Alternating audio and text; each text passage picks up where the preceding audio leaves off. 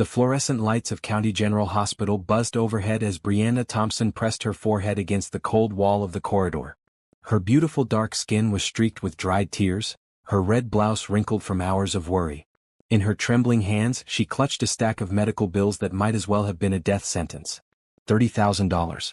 That was the cost of the treatment her 8-year-old daughter Sophia needed. $30,000 she didn't have. Would never have. Mrs. Thompson? A nurse in bright blue scrubs approached with sympathetic eyes. I'm sorry, but without payment or insurance approval, we can't schedule Sophia's surgery. You'll need to. The words faded into white noise. Brianna felt the world tilt sideways.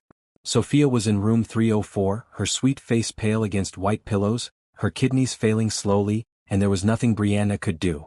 She'd already maxed out 2 credit cards, borrowed from everyone she knew, and sold everything of value. Yesterday she'd received the eviction notice. 3 days to vacate their apartment.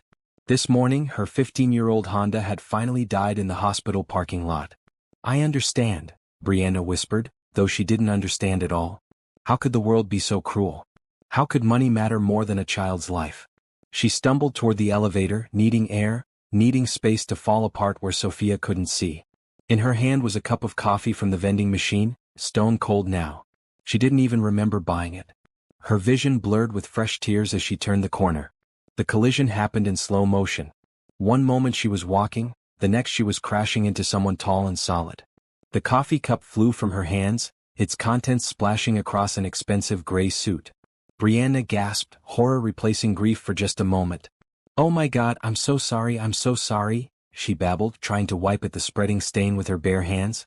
The man wore a suit that probably cost more than her rent. His watch gleamed silver in the harsh hospital lighting. I wasn't looking, I didn't see you, please, I'm so sorry. It's fine, a deep voice said calmly. Really, it's just coffee. Brianna looked up into the face of the man she'd just assaulted with cafeteria coffee. He was tall, probably in his late 30s, with light brown hair touched with gray at the temples. His blue eyes were kind despite the coffee dripping down his jacket. White skin, strong jaw, the kind of face you'd see in a business magazine. Everything about him screamed wealth and power, from his polished shoes to the way he carried himself. It's not fine, Brianna said, her voice breaking. Nothing is fine.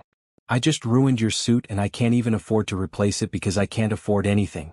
I can't afford to save my daughter and I can't afford rent and my car is dead in your parking lot and I'm sorry, I'm so sorry, I shouldn't be dumping this on a stranger but I can't. The words tumbled out in a rush, grief and panic and exhaustion all mixed together. She was crying again, right there in the middle of the hospital corridor, in front of this wealthy stranger whose suit she'd destroyed. She wanted to die from embarrassment, but she was too tired to care. Sit down, the man said gently, guiding her to a nearby bench. Please, just breathe for a moment. Brianna sat because her legs wouldn't hold her anymore. She buried her face in her hands, shoulders shaking with sobs she'd been holding back for weeks. She felt the stranger sit beside her, not touching, just present. Tell me about your daughter, he said after a long moment. And somehow Brianna did. She told him about Sophia, about her bright smile and her love of drawing, about how she never complained even when the pain was bad. She told him about the kidney disease, the failed treatments, the surgery that could save her life if only Brianna could afford it. She told him about the eviction notice, the broken car, the credit card debt that kept her up at night. I've worked 3 jobs, Brianna said, wiping her eyes with the back of her hand. I've done everything right. I went to college, I worked hard, I saved every penny. But it's never enough. The system isn't built for people like me. One medical emergency and everything falls apart. I don't know what to do anymore. I don't know how to save her. The stranger was quiet for a long moment. Then he pulled out his phone and made a call.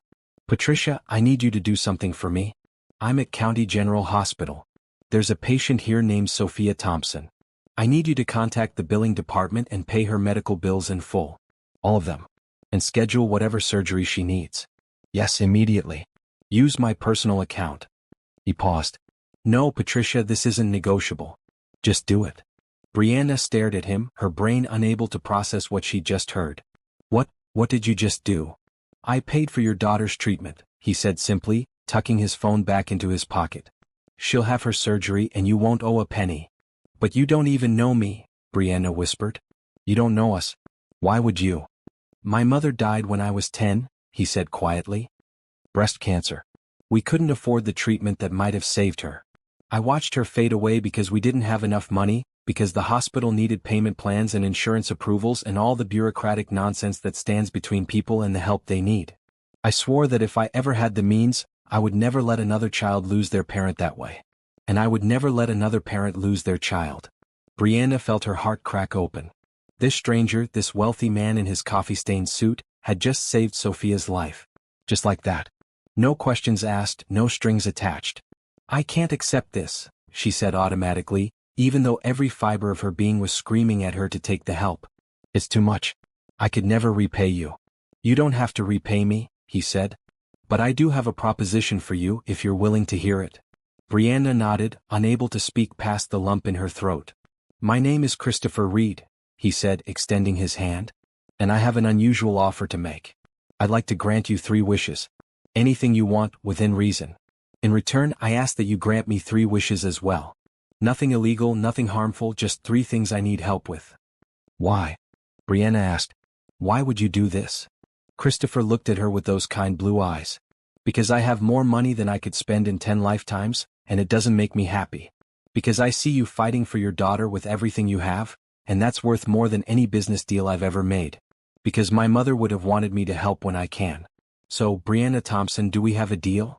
Brianna thought about Sophia upstairs, thought about the eviction notice, thought about all the nights she'd prayed for a miracle. Here it was, standing in front of her in a coffee-stained suit. She knew she should be cautious, should question his motives, should protect herself from potential danger. But something in his eyes told her he was sincere. And besides, what choice did she really have? Yes, she said, taking his hand. We have a deal. Christopher smiled, the first genuine smile she'd seen from him. Good. Now, let's go tell Sophia that she's going to get her surgery. And then we'll talk about your other 2 wishes. As they walked toward the elevator, Brianna felt something she hadn't felt in months. Hope. Maybe miracles did exist. Maybe kindness wasn't dead in the world. Maybe, just maybe, everything was going to be okay. She didn't know it yet, but this chance encounter would change her life in ways she couldn't imagine.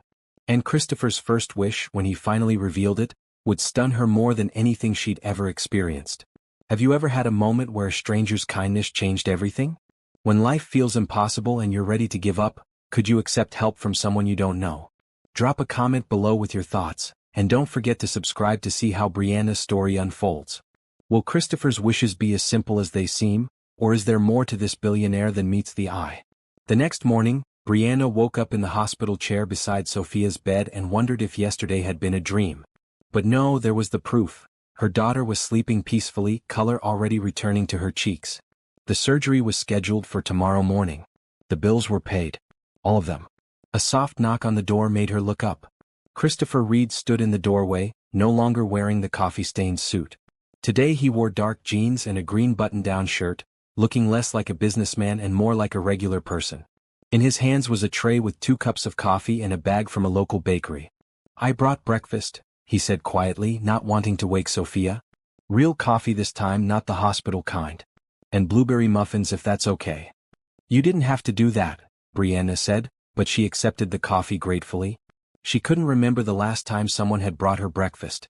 I wanted to talk to you about our arrangement, Christopher said, settling into the other chair. Now that you've had time to think about it, I want to make sure you understand what I'm proposing. Brianna sipped her coffee. It was perfect, cream and 2 sugars, though she'd never told him how she liked it. Lucky guess probably. 3 wishes each, she said. But I need to understand something first. Why me? Why this arrangement?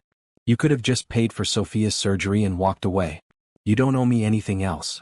Christopher was quiet for a moment, staring at his own coffee cup. 5 years ago, I married the love of my life. Her name was Rachel. She was a teacher, kind and funny and full of life. We were married for 3 years before she got sick. Brain tumor, inoperable. I had all the money in the world, access to the best doctors, every possible treatment, but none of it mattered. I lost her anyway. Brianna felt her heart squeeze with sympathy. I'm so sorry. After she died, I threw myself into work, Christopher continued. I built my company bigger, made more money, closed more deals. But none of it meant anything. I was just going through the motions, day after day, and I couldn't remember why I was doing any of it. Then yesterday, I came to this hospital to visit the children's wing. My company donates to it every year, and I make an annual appearance to hand over a check. Standard corporate charity work. He looked at Brianna, then really looked at her. And then I met you. You were falling apart in that corridor, but you still apologized for spilling coffee on me. You were devastated, but you still had fight in you. You reminded me of my mother, of the way she never gave up even when things were impossible. And I realized that I'd been so focused on making money that I'd forgotten why money matters in the first place. It matters because it can help people. It can change lives. It can give hope where there was none. So this arrangement, Brianna said slowly, it's not really about the wishes, is it? It's about both of us getting something we need, Christopher said. You need help and I need a purpose. You need resources and I need to remember what it feels like to do something that matters. So yes, 3 wishes each. I'll grant you 3 things you need and you'll grant me 3 things I need. But I promise you, Brianna, my wishes won't hurt you or your daughter. They won't put you in danger or ask you to compromise who you are. Brianna studied his face. He looked sincere, tired around the eyes but genuine in his expression. Okay, she said. But we should probably write this down, make it official somehow. Christopher pulled out his phone and opened a note. Let's document it here. Wish number 1, paid medical treatment for Sophia. Complete. What's your second wish? Brianna thought about the eviction notice burning a hole in her purse. A stable place to live, she said. And a job that pays enough to support us. I don't want charity forever, Christopher. I want to be able to stand on my own 2 feet. I want to provide for my daughter without constant fear of the bottom falling out. Done, Christopher said, typing into his phone. I own several apartment buildings in the city. There's a 2-bedroom unit available in a building near a good school district.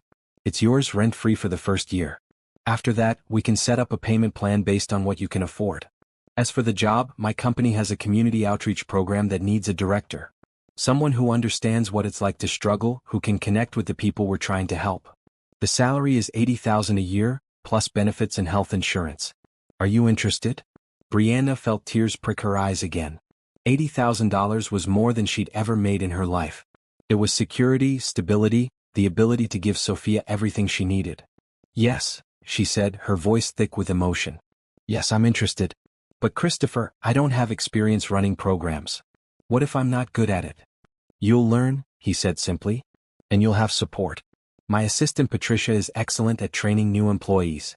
Trust me, you're more qualified than you think. You've been managing 3 jobs and a sick child. You know how to organize, prioritize, and get things done under pressure. That's exactly what we need. Brianna felt something shift inside her chest. Hope, real and solid and tangible. Thank you, she whispered. You don't know what this means to us. I think I do, Christopher said gently. Now that's 2 wishes granted. You have 1 more. Take your time deciding what it is. There's no rush. What about your wishes? Brianna asked. Don't you want to tell me what you need? Not yet, Christopher said. First, let's get Sophia through her surgery. Then we'll talk about the apartment and your new job. My wishes can wait until you're settled and ready to hear them. Over the next few days, Brianna watched Christopher's promises become reality. Sophia's surgery went perfectly. The doctors said she would make a full recovery with proper care and medication. Christopher arranged for the best pediatric nephrologist in the city to oversee her treatment. He never asked for thanks, never made a big show of his generosity. He just made things happen quietly and efficiently. On the day Sophia was discharged, Christopher drove them to their new apartment in his modest sedan. Brianna had expected something flashy, but he drove a simple Toyota, only a few years old. I thought billionaires drove fancy cars, Sophia said from the backseat. She'd taken an immediate liking to Christopher, calling him Mr. Chris. Some do, Christopher said with a smile. But I'd rather spend money on things that matter. Like getting you and your mom settled into your new home. The apartment was beautiful. 2 bedrooms, a modern kitchen, large windows that let in plenty of natural light. It was furnished simply but comfortably, with a blue couch in the living room and a small dining table. In Sophia's room, there was a bed with a bright red comforter and a desk for homework. This is ours. Sophia asked, her eyes wide with wonder. This is yours, Christopher confirmed. For as long as you need it. That night, after Sophia was asleep in her new bed, Brianna and Christopher sat in the living room drinking tea. The silence was comfortable, peaceful. I start work on Monday, Brianna said. I'm nervous. You'll do great, Christopher assured her. Patricia will meet you at 9. She'll show you around, introduce you to the team, explain the program goals. It's going to be fine. Christopher, Brianna said, setting down her teacup, I need to know. What are your 3 wishes? What do you need from me? Christopher looked at her for a long moment, his blue eyes serious. Are you sure you're ready to hear them? Yes, Brianna said even though her heart was beating fast. I made a deal. I want to hold up my end of it. All right, Christopher said. He took a deep breath. My first wish is going to sound strange, but I need you to hear me out. I don't want business advice or social connections. I don't need you to work extra hours or make any sacrifices. What I need is much simpler and much harder. Tell me, Brianna said quietly. Christopher met her eyes. I want you to teach me how to be happy again. I want you to show me how to live a life that matters, how to find joy in ordinary things, how to feel something other than numb. I've been going through the motions for 2 years, Brianna. I work, I sleep, I go through my days like a robot. I don't laugh, I don't enjoy anything, I don't feel alive. But when I'm with you and Sophia, I feel something starting to thaw inside me. So that's my first wish. Teach me how to be happy again. Brianna stared at him, completely stunned. Of all the things she'd imagined he might ask for, this wasn't even on the list. She'd expected requests about business or publicity or using her story for his company's image. But this was raw and vulnerable and deeply personal. You want me to teach you happiness? She repeated, making sure she understood correctly. I know it sounds impossible, Christopher said.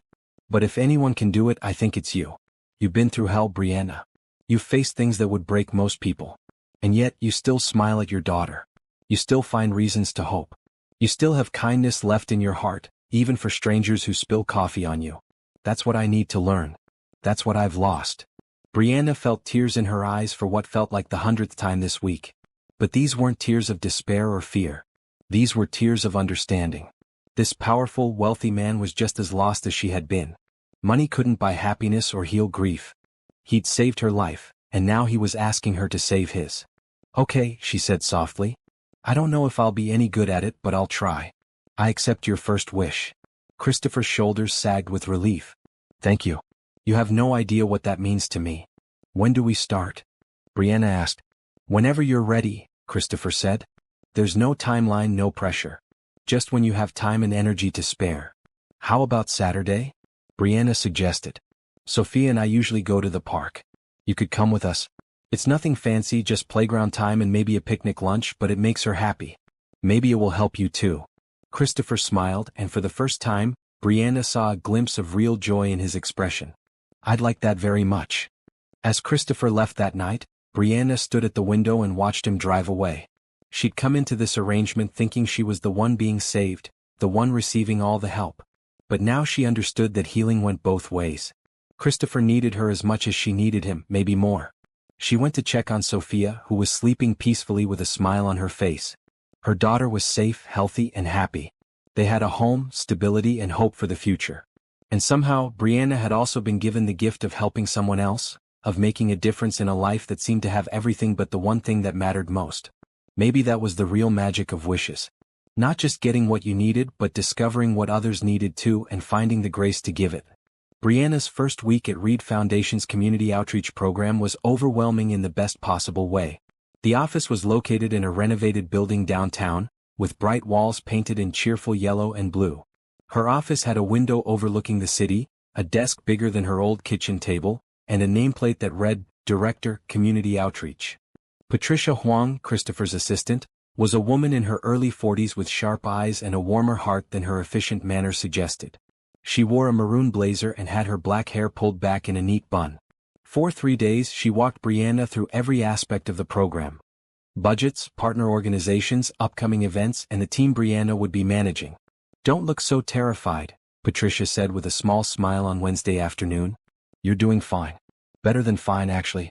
The team likes you. They're probably just being nice, Brianna said, reviewing a spreadsheet of food bank partnerships. Trust me, this team doesn't do nice if they don't mean it, Patricia said. Last director lasted 3 months before they made him quit. They're already inviting to lunch. That's a good sign. The team consisted of 5 people. Lauren Foster, a white woman in her 30s who managed volunteer coordination and wore bright green cardigans. Marcus Chen, no wait, I can't use those names. Let me rename. Lauren Foster and Timothy Park, who handled volunteer coordination and wore bright green cardigans. Timothy Park was Asian American, soft-spoken, and brilliant with logistics. Then there was Jennifer Rodriguez, a young Hispanic woman who managed social media and community partnerships, and twins Darnell and Denise Washington, African-American siblings in their 20s who ran the youth mentorship program. They're all passionate about this work, Patricia explained. They just needed someone who understands the communities we serve. Someone who's lived it, not just studied it in business school. By Friday, Brianna felt like she was starting to find her footing. She'd attended her first partnership meeting with local shelters, and her ideas for expanding meal delivery services had been well received. When 5 o'clock came, she was exhausted but satisfied. Christopher appeared at her office door, leaning against the frame with his hands in his pockets. He wore jeans and a blue shirt, having apparently given up on suits for everyday wear. "How was your first week?"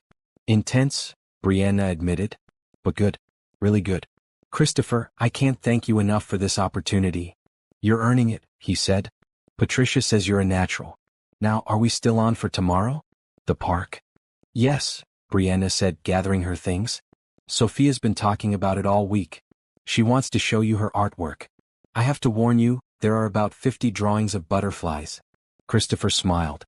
"I look forward to seeing all 50. Saturday dawned bright and clear. Brianna dressed in comfortable jeans and a red t-shirt, pulling her hair back into a ponytail. Sophia wore yellow shorts and a bright blue shirt, practically bouncing with excitement. Christopher arrived at 10 carrying a picnic basket. "I stopped at the deli," he explained. "I didn't know what you liked, so I got a variety.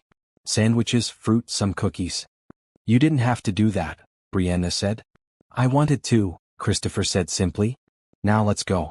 I've been looking forward to this all week." The park was busy with families enjoying the weekend. Kids ran across the grass, dogs chased frisbees, and the playground was full of laughter. Sophia immediately took off for the swings, and Christopher followed her, pushing her higher while she squealed with delight. Brianna watched them from a bench, her heart full. This powerful man, who probably had 1,000 important things to do, was spending his Saturday pushing a little girl on a swing. And he looked genuinely happy doing it, his face relaxed and open in a way she hadn't seen before. After an hour on the playground, they spread out a blanket under a large oak tree. Sophia unpacked her folder of butterfly drawings, explaining each one in detail. Christopher listened attentively, asking questions about colors and wing patterns. "Why butterflies?" he asked. "Because they start out as caterpillars," Sophia said seriously. "And then they go into a cocoon and think everything is ending. But really they're just changing. And when they come out, they're beautiful and they can fly. Mommy says we're like butterflies. We were in a cocoon, but now we're coming out and learning to fly." Christopher looked at Brianna, something unreadable in his expression. "Your mom is very wise." "She's the best," Sophia agreed. "Can I go play on the monkey bars?" "Stay where I can see you," Brianna said, and Sophia ran off across the grass. Christopher lay back on the blanket, staring up at the sky through the tree branches. "This is nice," he said quietly. "I can't remember the last time I just laid in the grass and watched clouds." "Probably before your wife got sick," Brianna said gently. "Yeah," Christopher said. "We used to do things like this all the time." Rachel loved parks. She'd pack elaborate picnics with fancy cheese and wine, and we'd spend whole afternoons just being together. After she died, I couldn't come to places like this anymore. It hurt too much. "But you're here now," Brianna pointed out. "Because you and Sophia make it feel different," Christopher said. "Not like I'm trying to recapture the past, but like I'm building something new. Does that make sense?" "Perfect sense," Brianna said. They spent the rest of the afternoon at the park. Christopher taught Sophia how to throw a frisbee. Brianna beat them both at a game of hopscotch she drew on the sidewalk with chalk. They ate sandwiches and cookies and fruit, and for a few hours they were just 3 people enjoying a beautiful day. As the sun started to set, casting golden light across the park, Christopher helped pack up their things. "Thank you for today," he said to Brianna. "This is exactly what I needed." "It was fun," Brianna said. "We should do it again." "I'd like that," Christopher said. "Actually, I was thinking. My company is hosting a charity gala next month. It's a big formal event, lots of donors and business people. I usually dread these things, but I was wondering if you'd like to come. You and Sophia. Not as work, just as my guests." "A gala?" Brianna repeated. "Christopher, I don't have anything to wear to something like that." "And Sophia?" "I'll take care of everything," Christopher said. "Dresses, shoes, whatever you need." "Please, Brianna. These events are torture for me, standing around making small talk with people who only care about tax write-offs." But if you were there, it might actually be bearable. Brianna wanted to refuse. It seemed like too much, another huge gift she couldn't repay. But then she remembered the deal they'd made. His first wish was for her to teach him happiness, and if her presence at this event would help him, then she should accept. Okay, she said. We'll come. But nothing too fancy with the dresses. Sophia's 8, she needs to be able to move and breathe. Deal? Christopher said, grinning. Thank you, Brianna.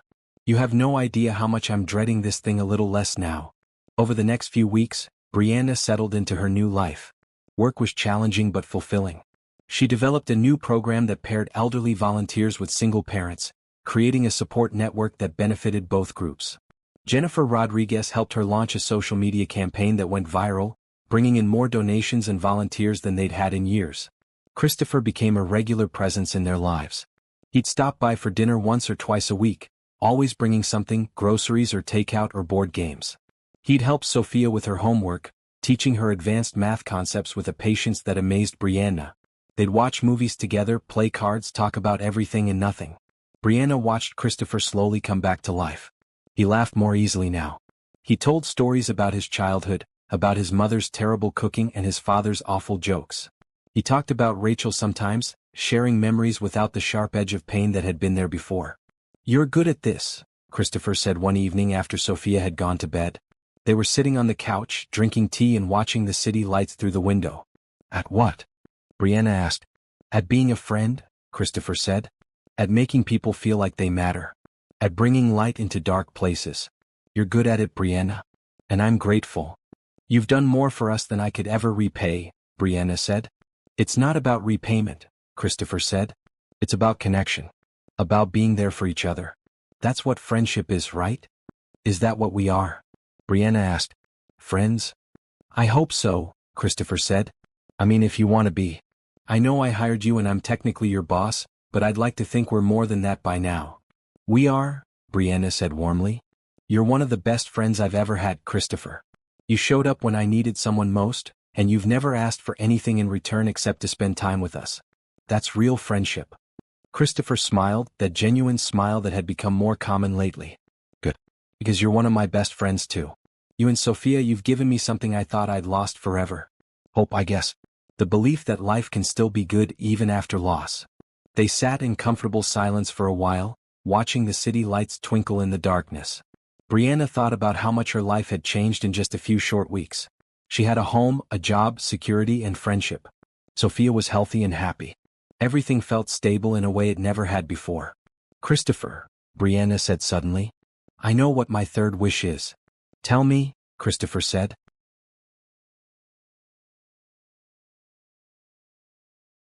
I wish for you to make sure the community outreach program continues even if I'm not there to run it someday, Brianna said. I've met so many people through this job, families who need help just like we did. I don't want the program to end if something happens to me or if the company decides it's not profitable enough. I want it to be protected, funded, permanent. Christopher was quiet for a moment. That's what you want for your third wish? Not something for yourself or Sophia? This is for people like me, Brianna said. For single parents and struggling families who need someone to believe in them. It's the most important thing I can think of. Brianna Thompson, Christopher said softly, you are one of the most selfless people I've ever met. Yes, I grant your wish. I'll set up an endowment for the community outreach program, enough to fund it permanently. It will continue long after both of us are gone. Thank you, Brianna whispered. No, Christopher said. Thank you. Most people would have asked for more money, a bigger house, fancy things. You asked for help for others. That's why Rachel would have loved you. That's exactly the kind of person she was. It was the highest compliment Christopher could have given, and Brianna felt tears sting her eyes. I wish I could have met her. She would have liked you, Christopher said. She would have loved how you make me laugh again. How you helped me find my way back to living instead of just surviving. As Brianna went to bed that night, she thought about wishes and friendship and the strange ways life could change. 2 months ago, she'd been desperate and hopeless.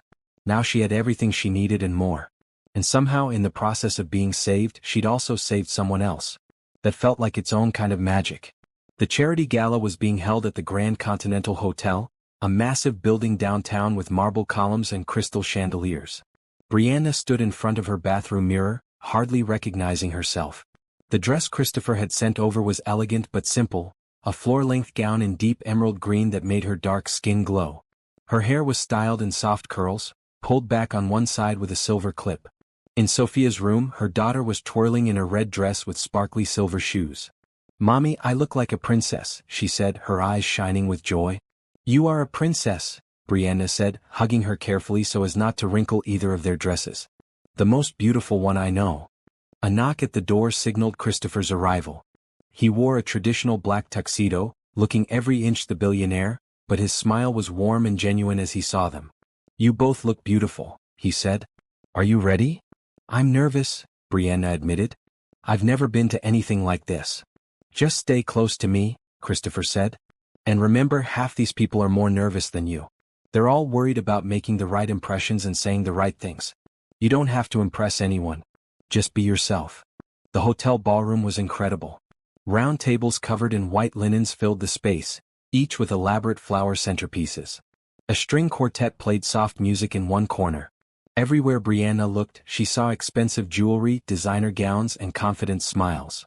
Christopher Reed, a tall white man in his 50s, approached, hand extended. "Good to see you. I heard you've been spending less time at the office lately.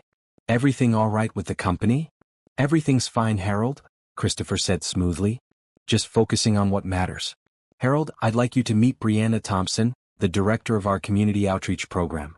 And this is her daughter, Sophia." "Charming," Harold said, though his tone suggested he found them anything but. "Well, we should discuss that merger proposal soon. I'll have my secretary call yours." As Harold walked away, Christopher sighed. "That's exactly the kind of conversation I dread. Fake small talk covering business maneuvering." "Then why come at all?" Brianna asked. "Because it's expected," Christopher said. "Because these people donate to the foundation and I need to keep them happy. Because this is part of my job." They found their assigned table, which included Patricia Huang and her husband, a warm man named Leo who immediately started entertaining Sophia with coin tricks. Also at the table were Jennifer Rodriguez from the outreach program and her wife, a doctor named Amanda. As dinner was served, Brianna relaxed a little.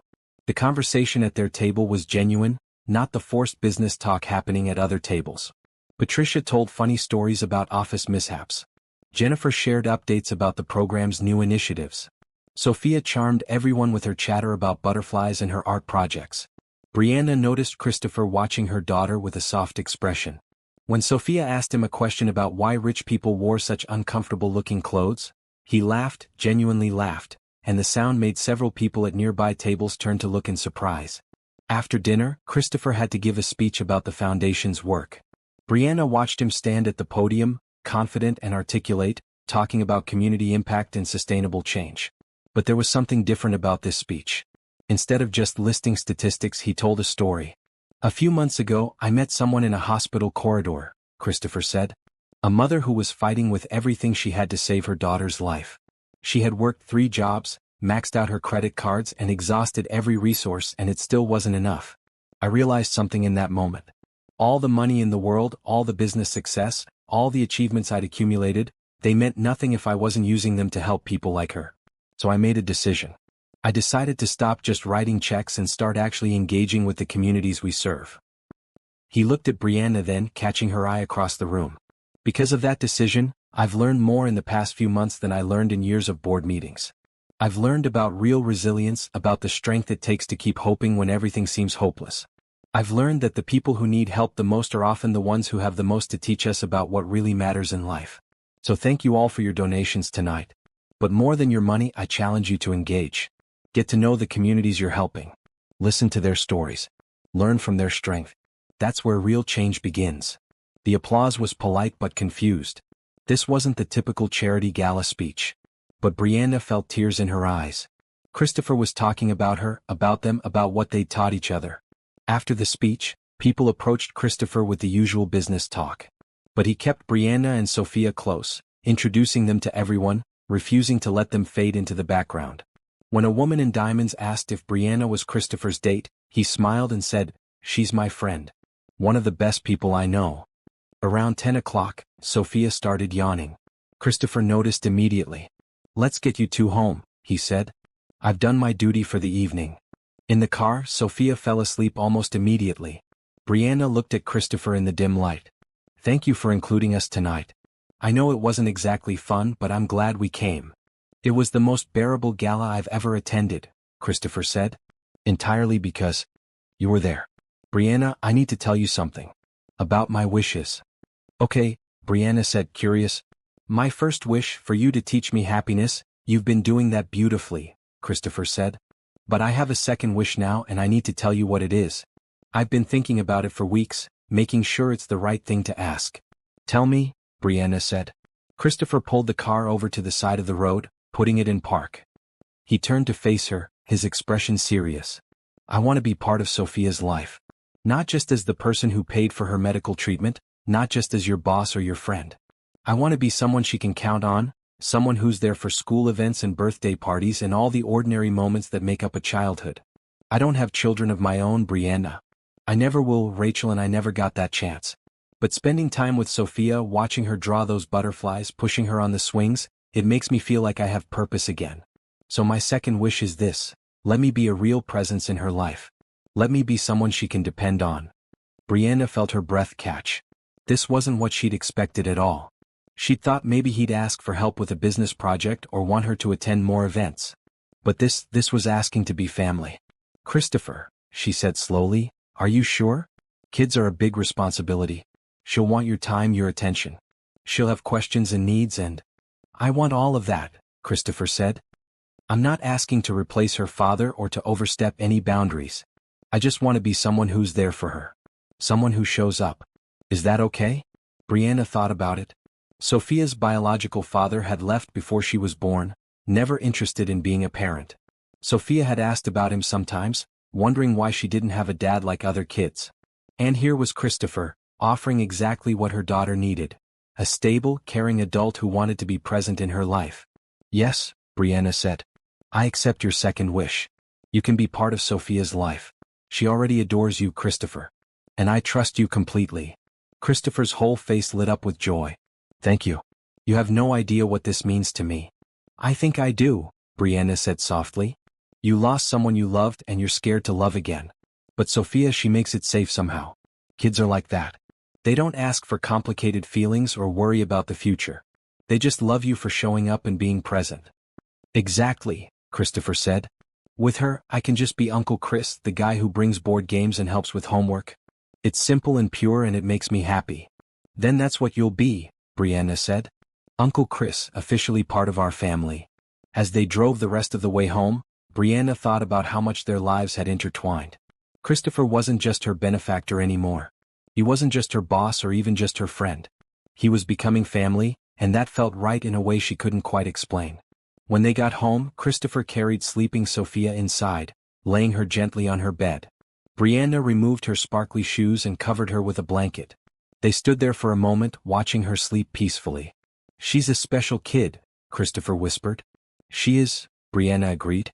And she's lucky to have you in her life. Back in the living room, Christopher prepared to leave. But at the door he paused. Brianna, there's something else I need to tell you. About my third wish. Do you want to tell me now? Brianna asked. Not yet, Christopher said. I need more time to figure out how to ask it. But I will tell you soon, I promise.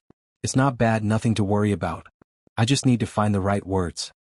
Okay, Brianna said, though curiosity was burning inside her. Whenever you're ready. After Christopher left, Brianna got ready for bed, her mind spinning. Two of Christopher's wishes were revealed now. The first, teaching him happiness, was something she'd been doing naturally. The second, letting him be part of Sophia's life, was already happening. What could the third wish possibly be? She thought about the way he looked at her sometimes, the warmth in his eyes when she laughed, the way he always made sure she was comfortable and happy. She thought about how easily he fit into their lives, how natural it felt to have him around. And then a thought occurred to her, one that made her heart race. What if his third wish was about them? About her and him, together as more than friends? She pushed the thought away. That was ridiculous. Christopher was still grieving his wife. He'd made it clear that he valued their friendship. And besides, she was just a single mom who'd been barely surviving a few months ago. He was a billionaire who moved in circles she could barely imagine. But as she drifted off to sleep, she couldn't quite shake the thought. And a small part of her wondered if maybe, just maybe, she wouldn't mind if that's what his third wish turned out to be. The weeks following the gala fell into a comfortable rhythm. Christopher showed up for Sunday dinners, always bringing something, ice cream or fresh bread or ingredients for whatever meal Brianna was planning.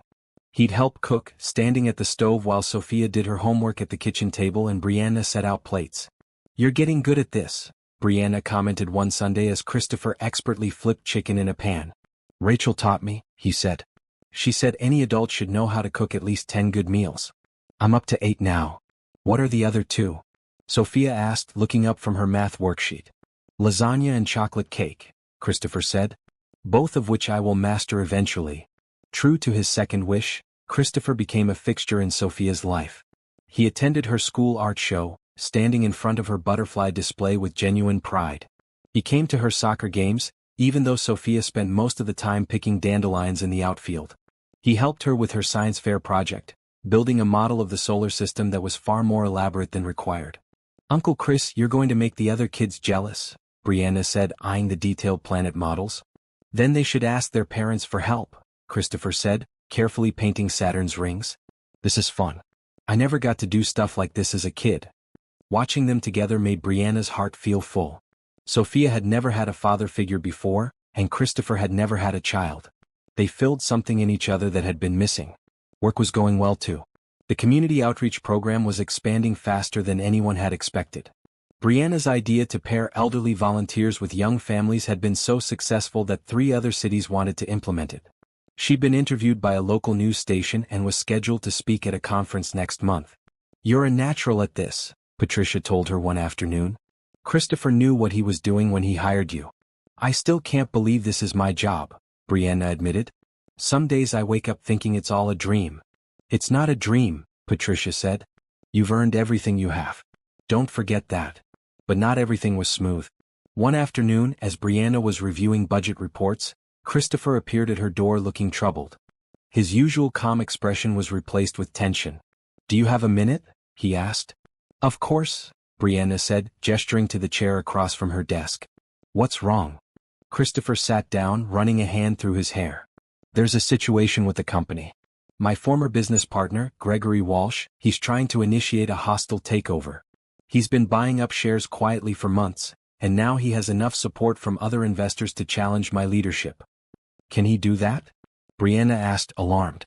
"Technically, yes," Christopher said. "If he convinces enough board members that I'm not fit to run the company. And he's building a case that I've been distracted lately, not focused on profits, spending too much time on charity work instead of business growth." "That's ridiculous," Brianna said. "You've been doing important work." "In his view, important work doesn't make money," Christopher said bitterly. "He wants to cut the community outreach program, scale back all our charitable initiatives, focus purely on profits. He thinks I've gone soft since Rachel died." Brianna felt anger rise in her chest. "What can I do to help?" "Nothing," Christopher said quickly. "This isn't your fight. I just wanted you to know what's happening. There might be some meetings and legal proceedings over the next few weeks. I might not be able to come around as much." "Christopher," Brianna said firmly, "you just told me you're in a fight for control of your company. Of course I want to help. What do you need?" Christopher looked at her with such gratitude that Brianna felt her heart squeeze. "Just be my friend. That's all I need. When I'm dealing with lawyers and board members and all the corporate nonsense, I need to know I have somewhere to go where none of that matters." "You do," Brianna promised. "Always." Over the next few weeks, Brianna watched Christopher fight for his company. He worked long hours, attended endless meetings, and dealt with stress that would have broken most people. But he still showed up for Sunday dinners. He still helped Sophia with her homework. He still found time to laugh and be present, even when Brianna knew he was exhausted. "Why don't you just let him have the company?" Brianna asked one evening after Sophia had gone to bed. They were sitting on her couch, drinking tea like they'd done so many times before. "If it's causing you this much stress, why fight?" "Because it's not about the money," Christopher said. "It's about what the company stands for. When I built this business, I did it with the goal of making enough money to help people. The outreach program, the charitable foundation, the partnerships with schools and hospitals, that's all funded by company profits. If Gregory takes over, all of that goes away. He'll turn it into just another corporation that cares only about shareholder returns." "So you're fighting for the program," Brianna said. "For the people we help." "I'm fighting for the principle," Christopher said. I'm fighting to prove that a company can be profitable and do good in the world. That we don't have to choose between making money and making a difference. Brianna reached over and took his hand. Then I'm fighting with you. Whatever you need, Christopher. We're in this together. Christopher squeezed her hand, his blue eyes intense. Thank you. You have no idea how much that means. The board meeting was scheduled for a Friday afternoon.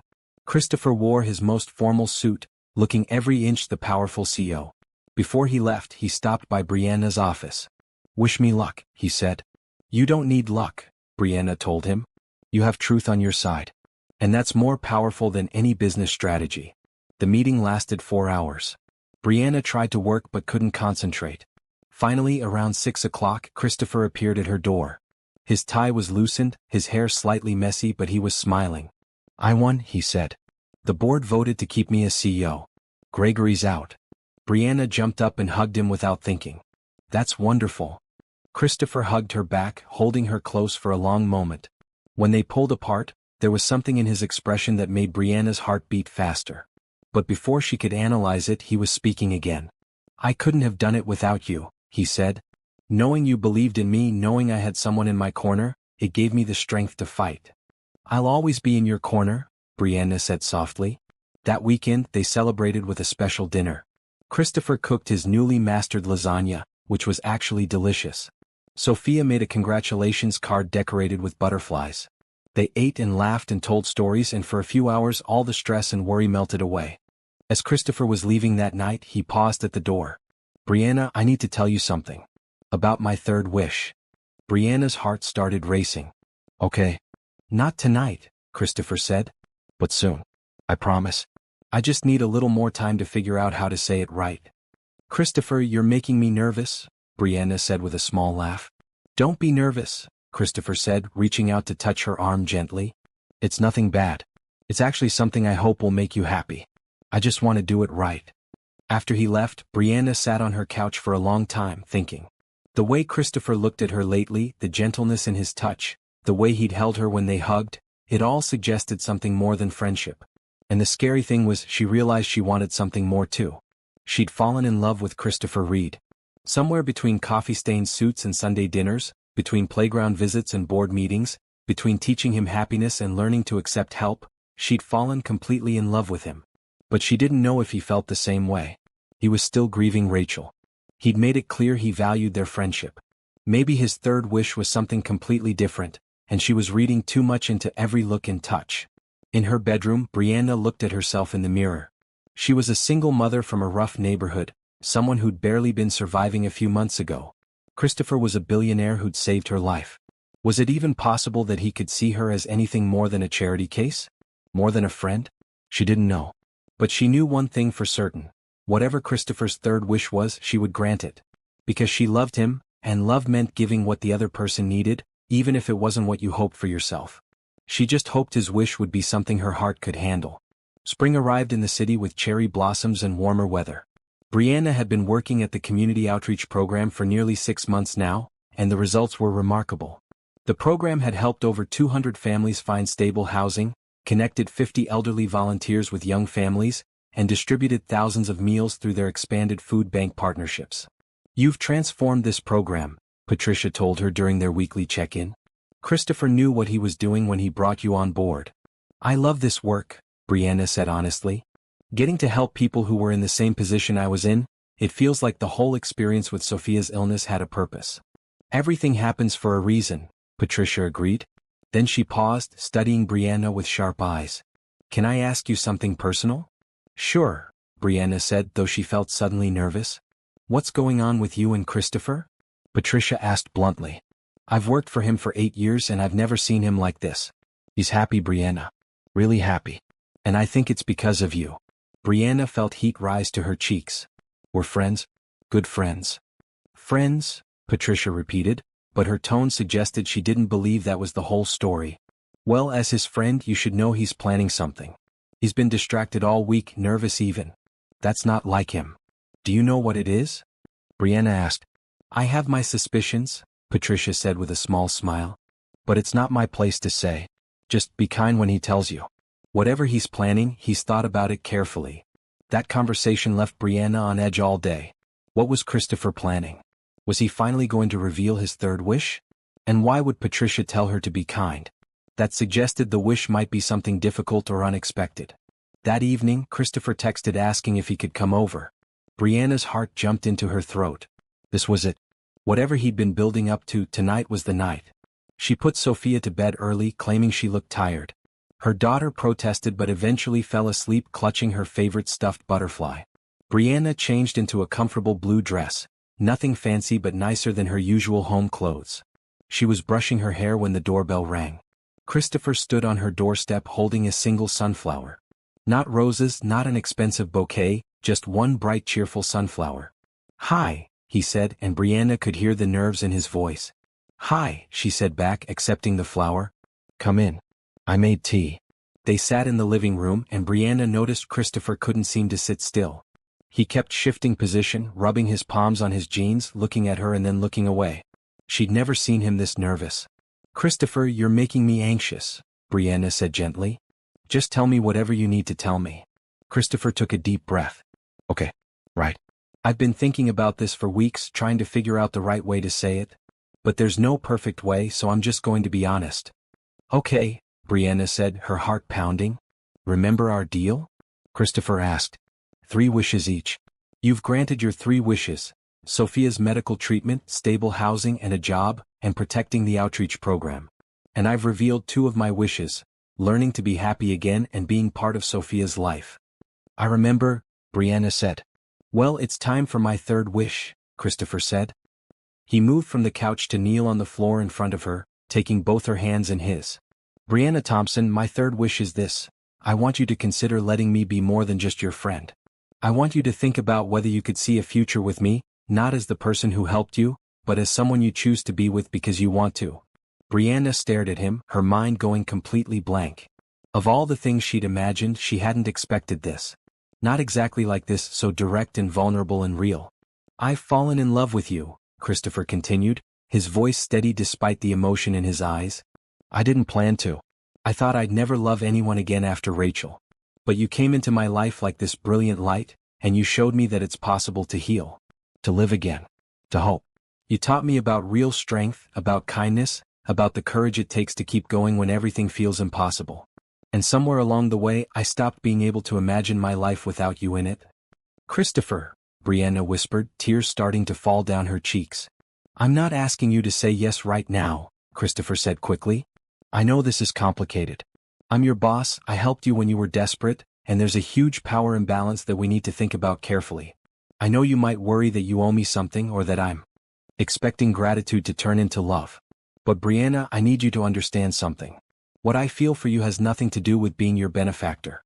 I love you because of who you are. Because you make me laugh. Because you challenge me to be better. Because you see me, not my money or my company, just me. And because when I'm with you and Sophia, I feel like I've found home again." Brianna was fully crying now, and she couldn't have stopped the tears if she wanted to. "But what about Rachel?" she asked. "You loved her so much." "I did," Christopher said, his own eyes wet. "I loved her with everything I had and I will always love her. She was my first love and losing her nearly destroyed me. But loving you doesn't erase what I had with Rachel. Love doesn't work like that. The heart doesn't replace one person with another. It expands, makes room. And Rachel would want me to be happy. She'd want me to find love again if I could. She told me that before she died. She made me promise I wouldn't spend the rest of my life alone." "I'm scared," Brianna admitted. "What if this is just gratitude I'm feeling? What if I'm confusing love with appreciation for everything you've done?" "That's why I'm not asking for an answer tonight," Christopher said. "My 3rd wish is just that you think about it. Really think about whether what you feel for me is friendship or something more. Take all the time you need. And Brianna, if the answer is no, if you decide you don't feel the same way, I promise it won't change anything. I'll still be Uncle Chris to Sophia. I'll still be your friend. Your job is safe. Nothing has to change if you don't want it to." Brianna looked at this man kneeling before her, this billionaire who'd saved her life and then became so much more than a benefactor. She thought about Sunday dinners and park visits and the way her heart jumped every time he smiled. She thought about how safe she felt with him, how seen and valued and understood. "I don't need time to think about it," she heard herself say. "I already know the answer." Christopher went very still. "You do." "I love you too," Brianna said, the words flowing out of her like water breaking through a dam. I've loved you for months, but I was terrified to admit it. I thought you could never see me that way, that I was just the single mom you helped out of pity. But Christopher, everything you just said about how you feel, I feel the same way. When I'm with you, I feel like I can breathe. Like everything is going to be okay. You're the first person I think about in the morning and the last person I think about at night. I love how you are with Sophia, how you make her laugh and believe in herself. I love how you listen, really listen when I talk. I love that you've let me see you at your most vulnerable, that you trust me with your grief and your fears. So yes, I accept your third wish. I want to be with you. Not because I owe you anything, but because I choose you. Christopher's face broke into the biggest smile Brianna had ever seen. He stood up, pulling her to her feet and wrapped his arms around her. Are you sure? He asked, his voice muffled against her hair. Are you absolutely sure? I'm sure, Brianna said, holding him tight. I'm terrified and excited and completely sure. They stood there holding each other for a long time. Then Christopher pulled back slightly, cupping her face in his hands. Can I kiss you? Yes, Brianna whispered. The kiss was gentle and sweet, nothing rushed or demanding. It felt like a promise, like the beginning of something beautiful. When they pulled apart, both of them were crying and smiling at the same time. So what now? Brianna asked. Now we take it slow, Christopher said. We figure this out together. We talk to Sophia, make sure she's comfortable with this change. We set boundaries at work so people don't think I'm showing favoritism. We go on actual dates where I pick you up and take you to dinner like normal people. We build something real and strong and lasting. I like the sound of that, Brianna said. They spent the rest of the evening talking about logistics and feelings and fears. Christopher admitted he was scared of letting someone in again, terrified of loss after what happened with Rachel. Brianna confessed she worried about the power dynamics, about people judging her for dating her boss, about whether she deserved someone like him. You deserve everything good in this world, Christopher told her firmly. And I'm going to spend every day proving that to you. When Christopher finally left around midnight, Brianna floated to her bedroom feeling like she was walking on air.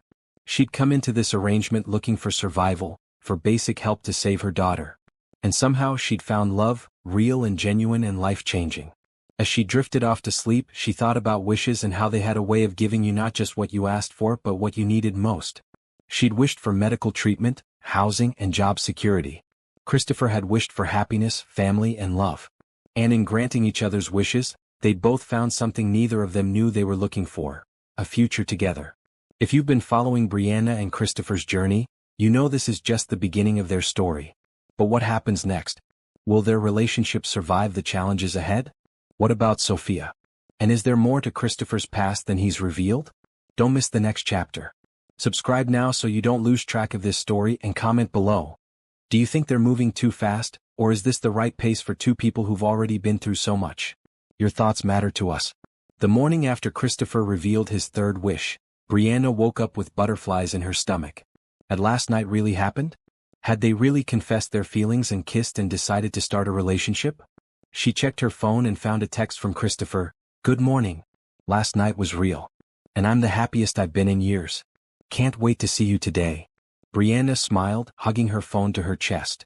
Then reality hit her. They needed to tell Sophia. Her 8-year-old daughter had grown to love Uncle Chris, but how would she feel about him becoming something more?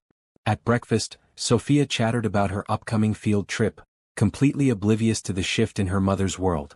Brianna watched her daughter eat cereal and wondered how to bring up the topic. Sweetie, Brianna started, I need to talk to you about something important. Sophia looked up, spoon halfway to her mouth. Am I in trouble? No, baby, nothing like that, Brianna said. It's about Uncle Chris. Is he okay? Sophia asked, concern immediate in her eyes. He's fine, Brianna assured her. Actually, he's really good. But things are going to change a little bit. Uncle Chris and I have decided that we want to be more than just friends. We're going to start dating, which means he'll be around even more, and eventually, if everything works out, he might become like a dad to you. How would you feel about that? Sophia's eyes went wide. Then, to Brianna's surprise, her daughter broke into a huge smile. Really? Uncle Chris is going to be my dad? Well, not right away, Brianna said carefully. We're going to take it slow and see how things go. But yes, that's the direction we're heading. Are you okay with that? Okay with it? Sophia practically shouted, jumping out of her chair. Mommy, I've been wishing for this for months. I love Uncle Chris. He's the best. Can I call him Dad now? Let's stick with Uncle Chris for now, Brianna said, laughing at her daughter's enthusiasm. We don't want to rush things. But I'm glad you're happy about it. I'm super happy, Sophia said, hugging her mother tight. Does this mean he'll live with us? Not yet, Brianna said. Remember, we're taking things slow. He'll still have his own apartment for now and we'll still have our space. But he'll be here more often, and things will gradually change as we figure out how to be a family together. That evening, Christopher came over for what he jokingly called their first official family dinner as a couple in progress. He brought flowers for Brianna and a new sketch pad for Sophia. The moment he walked in, Sophia launched herself at him.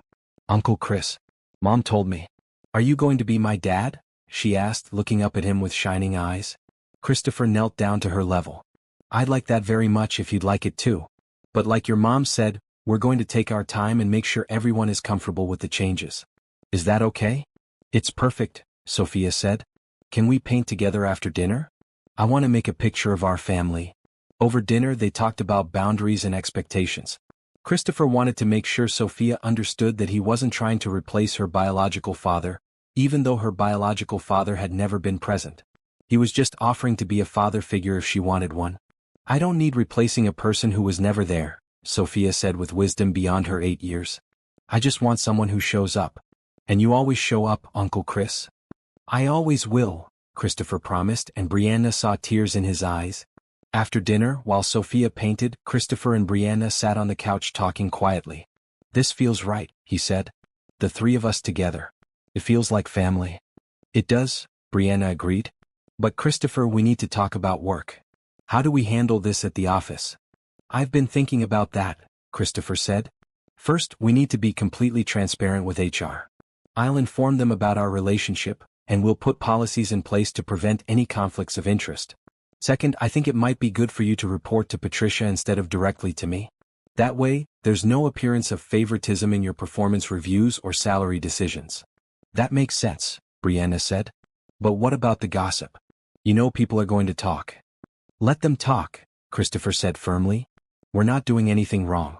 We're two adults who fell in love. As long as we're professional at work and transparent about our relationship, people's opinions don't matter.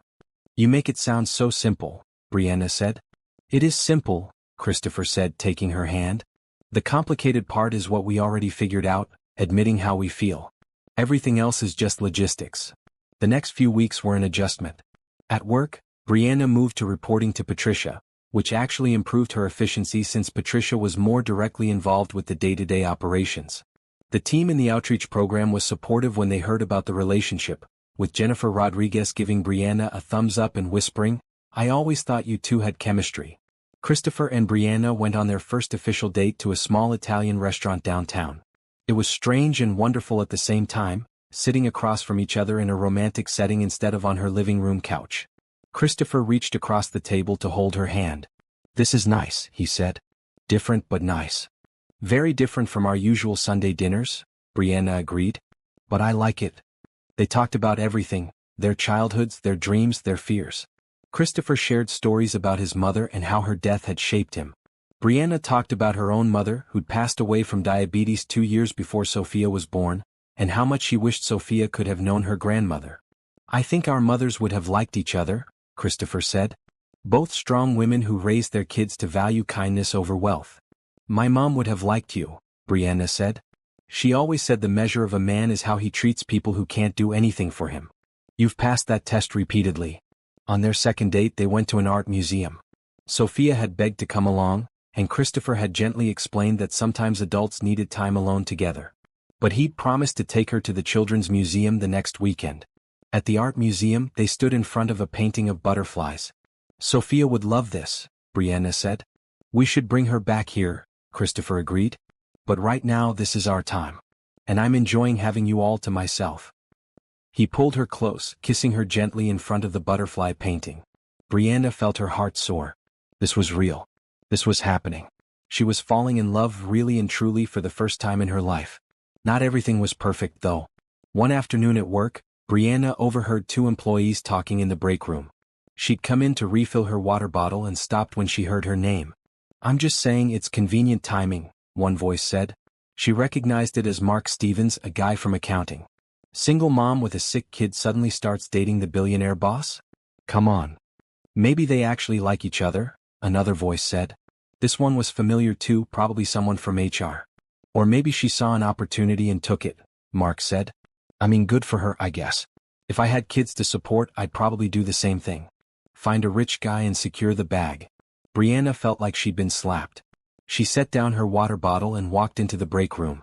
Both men looked up, startled and guilty. Hi Mark, Brianna said calmly, even though she was shaking inside. I couldn't help but overhear your conversation. I just want to clarify something. I didn't pursue Christopher. He pursued me. And if you think I'm with him for his money, you clearly don't know either of us very well. Now, if you're done gossiping about your coworkers, maybe you should get back to work.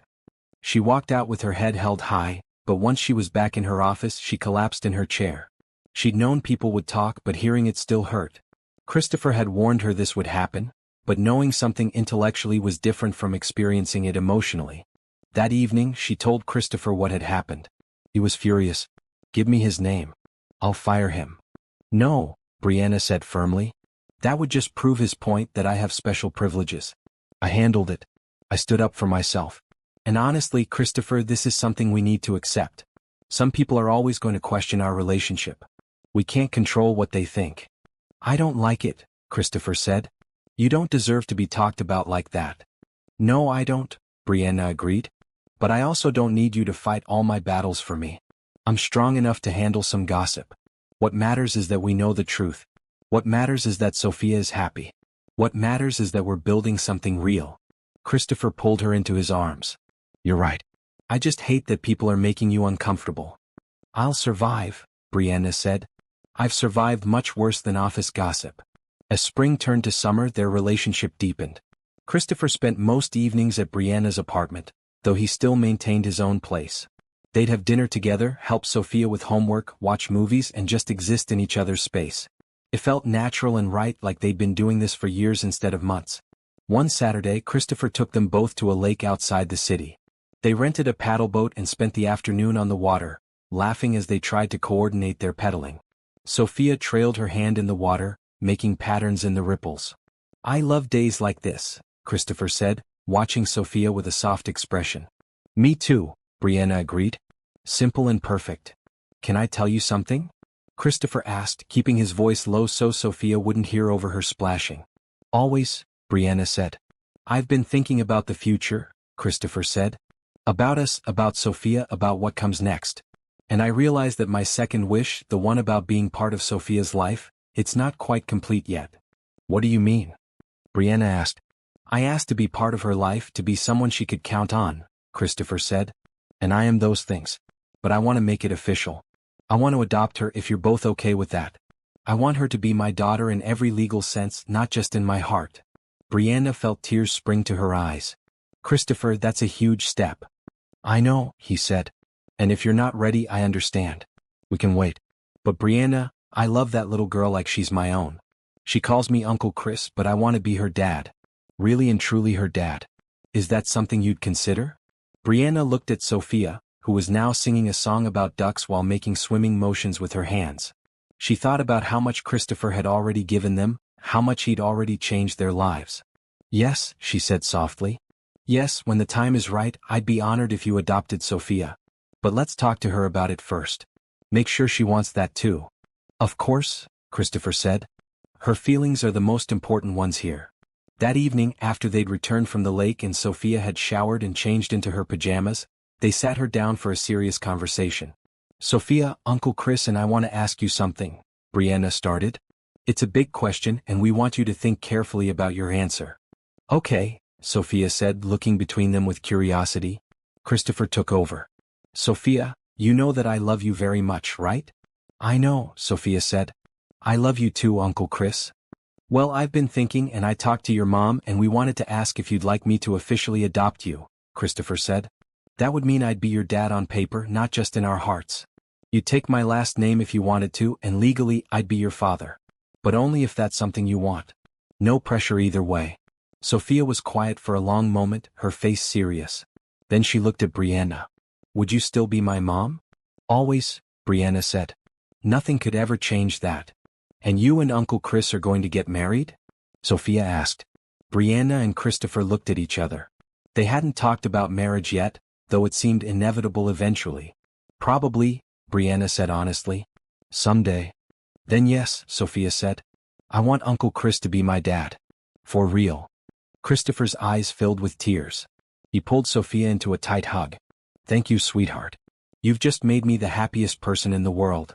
Later, after Sophia was asleep, Christopher and Brianna held each other on the couch. Did we just agree to get married? Brianna asked with a small laugh. I think Sophia might have agreed for us, Christopher said. But for the record, I do want to marry you. Not today, not tomorrow, but eventually. When the time feels right. Is that okay? It's more than okay, Brianna whispered. It's perfect. As Brianna drifted off to sleep that night in Christopher's arms, she thought about how far they'd come. From that desperate encounter in a hospital corridor to this. A family forming, love growing, a future taking shape. Christopher's second wish had been to be part of Sophia's life, and he'd gotten so much more than that. He'd become essential to both of them, the missing piece they hadn't known they needed. And the best part? They were building this family not out of desperation or necessity, but out of genuine love and choice. That made all the difference. Summer brought new challenges along with the heat. The adoption process for Sophia was moving forward, requiring background checks, home visits, and endless paperwork. Christopher handled it all with patience, working with a family lawyer to make sure everything was done correctly. Meanwhile, at work, things were getting complicated. The company was facing pressure from investors again, but this time it was different. A group of shareholders were questioning whether the community outreach program was a responsible use of company resources. They want numbers, Patricia explained to Brianna during a tense morning meeting. They want proof that the program has a positive impact on the company's bottom line, not just on the community. But that's not how charity works, Brianna protested. We help people because it's the right thing to do, not because it makes us money. I know, Patricia said. But we need to give them something. Can you put together a report showing the indirect benefits? Employee morale, company reputation, tax advantages, that kind of thing? Brianna spent the next week working on the most comprehensive report of her life. She gathered data on employee retention, showing that workers were more loyal to companies with strong community programs. She collected testimonials from families they'd helped who then became customers. She documented the positive press coverage and how it had improved the company's brand recognition. Christopher looked over her shoulder one evening as she worked at her kitchen table, Sophia doing homework beside her. This is incredible work, he said. But Brianna, you don't have to prove the program's worth to me. I believe in what we're doing. I'm not doing this for you, Brianna said. I'm doing it for all the families who depend on this program. For every single parent out there who needs help but doesn't have a billionaire to save them. This program is bigger than us, Christopher. It has to survive. The shareholder presentation was scheduled for a Tuesday morning.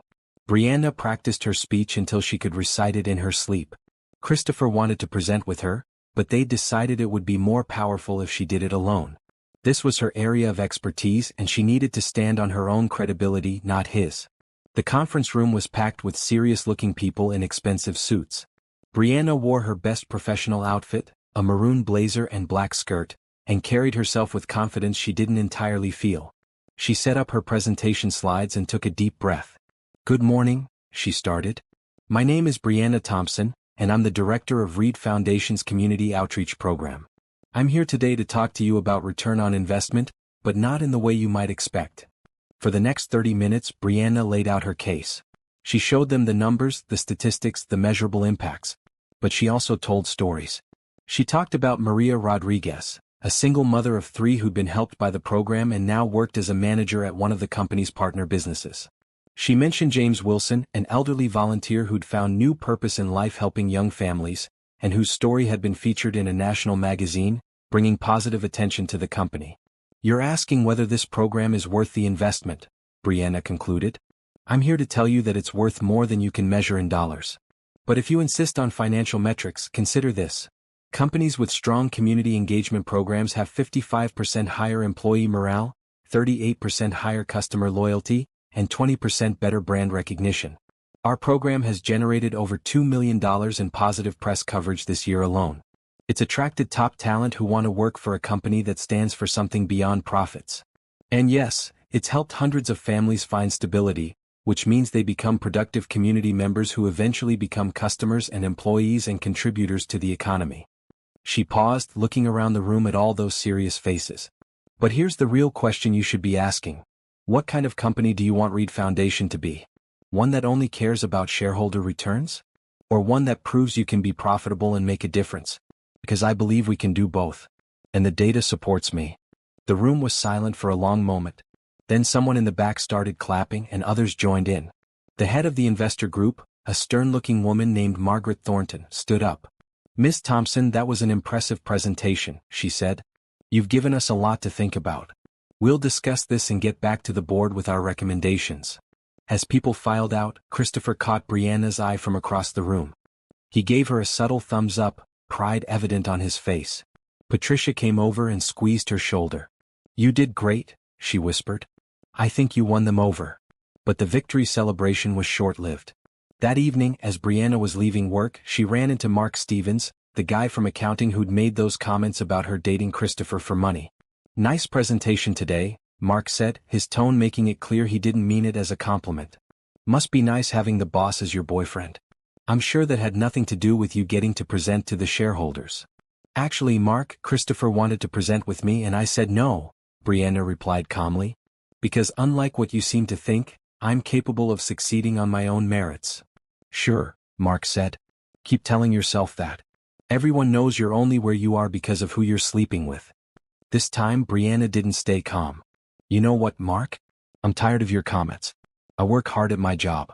I've improved this program beyond anyone's expectations.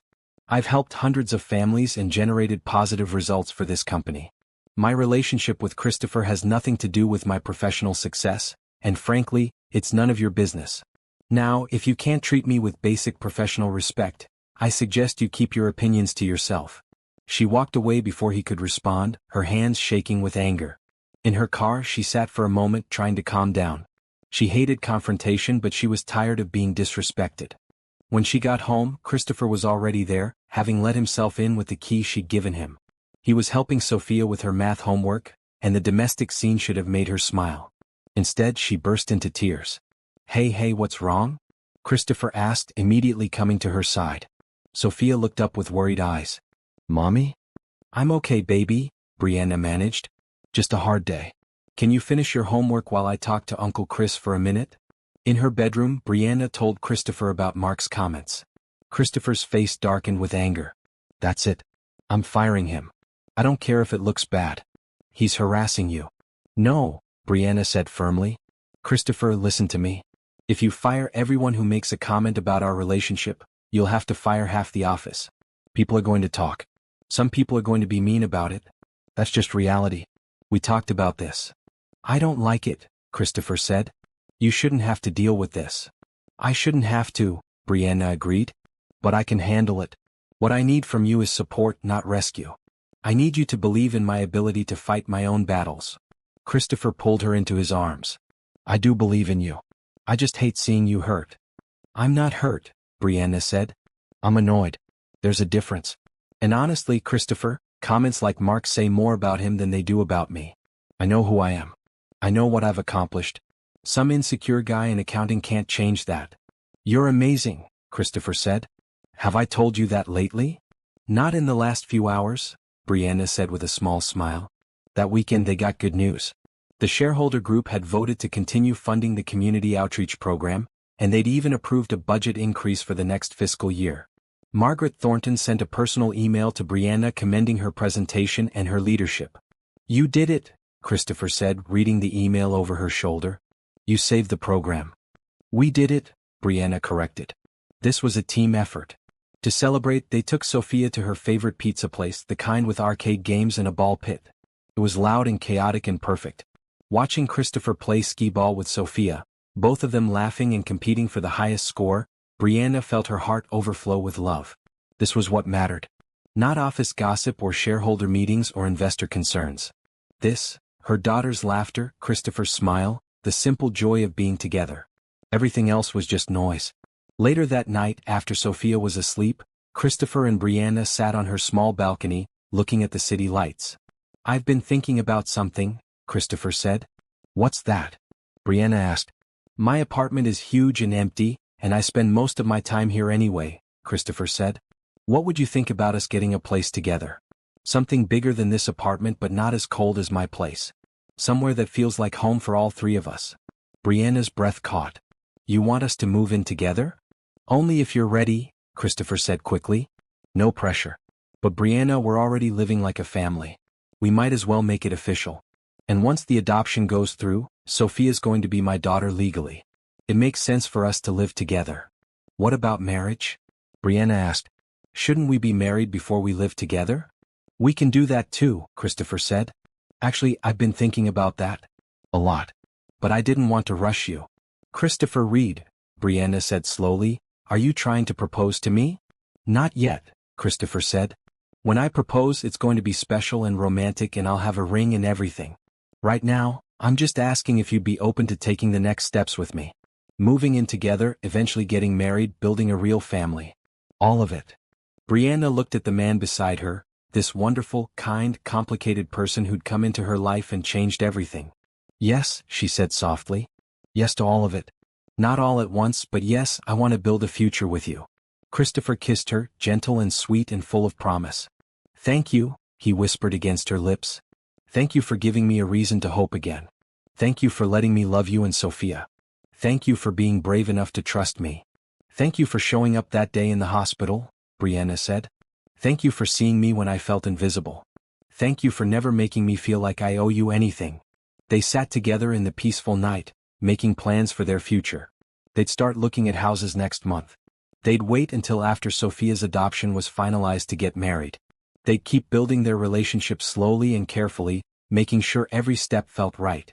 As Brianna went to bed that night, she thought about complications and clarity. Yes, their relationship was complicated. Yes, there were challenges to navigate. But the clarity of their love, the certainty of their commitment, that was simple and strong and real. And that was all that really mattered. Fall arrived with golden leaves and cooler temperatures. Sophia's adoption was finalized on a crisp October morning in a courthouse downtown. Brianna wore a blue dress, Sophia wore her favorite red outfit, and Christopher wore a suit for the occasion. The judge, a kind-faced black woman named Judge Anderson, smiled at them as she signed the final paperwork.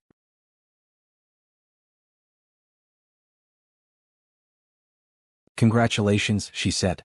You're officially a family now. Sophia launched herself into Christopher's arms. You're my dad now, she said, her voice full of wonder. My real dad. I always was your real dad, Christopher said, his voice thick with emotion. This just makes it official. They celebrated with lunch at Sophia's favorite diner, where she announced to everyone within earshot that she had a new last name now. I'm Sophia Reed, she told the waitress proudly. That's my dad right there. Brianna watched Christopher's face as strangers congratulated him on his daughter.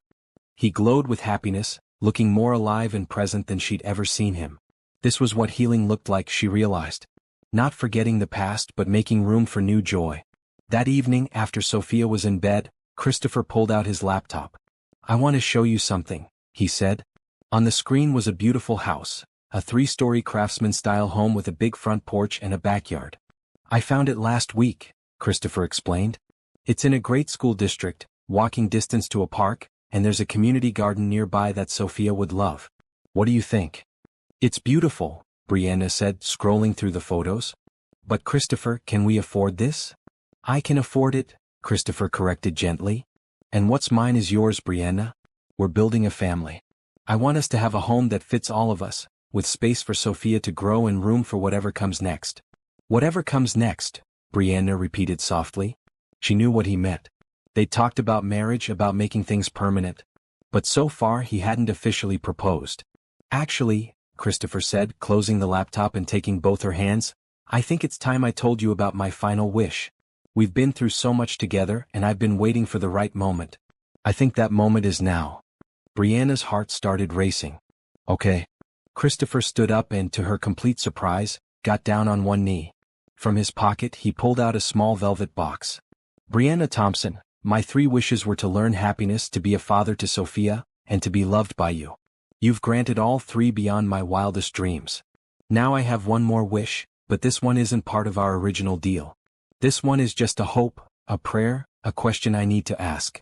He opened the box, revealing a beautiful ring. Not ostentatious or huge, just a simple band with a single perfect diamond.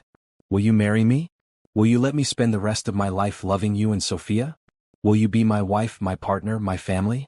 Will you choose me every day the way I choose you? Brianna was crying, happy tears streaming down her face. Yes, she whispered. Yes, yes, 1,000 times yes. Christopher slipped the ring on her finger and it fit perfectly. He stood up and kissed her, and Brianna felt like her heart might burst from happiness. I love you so much, she said against his lips. I love you too, Christopher said. More than I ever thought possible. You saved me, Brianna. You and Sophia, you gave me a reason to live again. They heard a squeal from the hallway and turned to see Sophia standing there in her pajamas, eyes wide. Did did Dad just propose? You're supposed to be asleep, Brianna said, but she was laughing. I heard talking and came to see, Sophia said, running over to them. So are you getting married? For real? For real, Christopher confirmed, pulling Sophia into their embrace. Is that okay with you? It's the best thing ever, Sophia declared. Can I be a flower girl? Can I wear a fancy dress? Can we have cake? Yes to all of that, Brianna promised. That night, the three of them sat together on the couch, Sophia between them, looking at pictures of the house Christopher wanted to buy. They talked about which room would be Sophia's, where they'd put a Christmas tree, how they'd decorate the backyard. When are we getting married? Sophia asked. We haven't decided yet, Brianna said. Probably in the spring. I want it to be soon, Sophia said. I want us to be a real family now. We already are a real family, Christopher said. The wedding is just a party to celebrate it. Over the next few weeks they made plans. They put an offer on the house, which was accepted. They set a wedding date for late April, 6 months away. They told their friends and family, spreading the happy news. At work, the reaction was mixed. Most people were genuinely happy for them. Patricia hugged Brianna and said, About time. I've been waiting for him to propose for months. Jennifer Rodriguez helped plan an engagement party, and the whole outreach team came to celebrate. But there were still whispers. Still people like Mark Stevens who made comments about gold diggers and opportunistic single mothers. Brianna learned to ignore them. She knew the truth and that was enough. One evening, Christopher's late wife's sister, Elizabeth, came to visit. Brianna had been nervous about meeting her, worried that Elizabeth would resent her for taking Rachel's place. But Elizabeth surprised her with a warm hug. I'm so glad Christopher found you, Elizabeth said. I've been worried about him for 2 years. He was just going through the motions, you know? But now he's alive again. Happy. That's all Rachel would have wanted for him. I'm not trying to replace her, Brianna said. Of course not, Elizabeth said.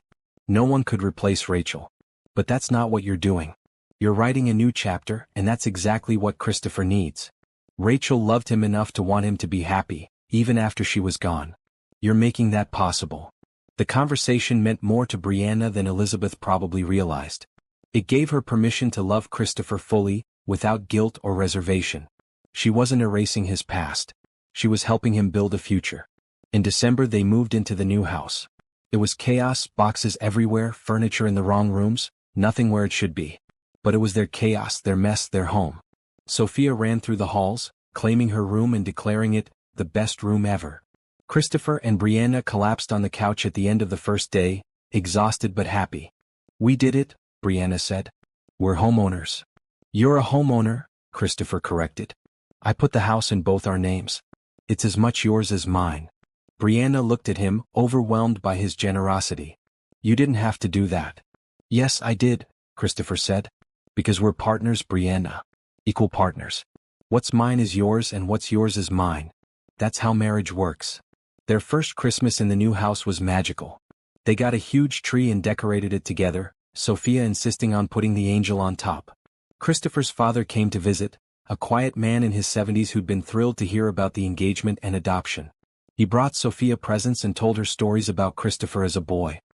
He's a good man, Christopher's father told Brianna privately. His mother would have loved you. You remind me of her, actually. Strong and kind in equal measure. On Christmas morning, Sophia woke them up at 6, practically vibrating with excitement. Under the tree were presents for everyone. Christopher had gotten Brianna a beautiful necklace, simple and elegant. Brianna had gotten Christopher a watch engraved with their family initials. Sophia received art supplies, books, and a telescope she'd been wanting. But the best present was just being together, the three of them in their home, building memories and traditions. As they made breakfast together, Christopher caught Brianna's eye and mouthed, "I love you." She mouthed it back, her heart full. After the holidays, wedding planning kicked into high gear. They decided on a small ceremony, just close friends and family, at a botanical garden. Sophia would be the flower girl, wearing a dress she'd helped pick out.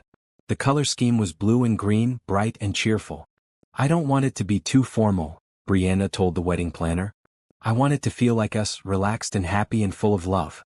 "We can definitely do that," the planner assured her.